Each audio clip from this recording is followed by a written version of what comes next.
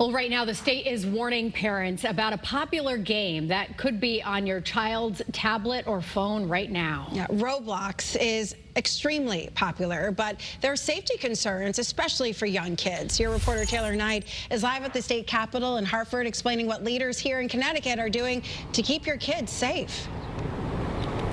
Attorney General William Tong announced an investigation into Roblox. He says that the company is not protecting who and what children are interacting with on the platform.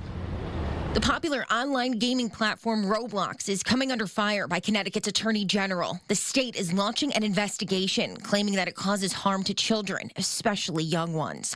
Roblox is part of an ongoing death investigation in Enfield. Police searched the tablet of 12-year-old Eve Rogers to find that she often played on Roblox in the time leading up to her death. The search warrant showed that Eve's mother told police, quote, that in the past she has seen sexual conversations between the deceased and individuals online. Attorney General William Tong says his investigation is just one action being taken to protect kids like Eve.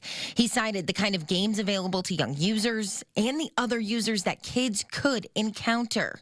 Not just adults, but awful, disgusting, horrible people go online and not just contact our kids, but target them and groom them. Roblox responded to the Attorney General's investigation, saying, while no system can be perfect, we are constantly strengthening our user protections, and we look forward to working collaboratively with Attorney General Tong to help keep kids safe online.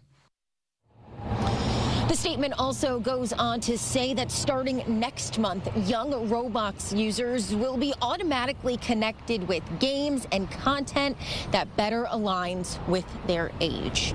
Your reporter live in Hartford, Taylor Knight, Channel 3 Eyewitness News. All right, Taylor, thank you.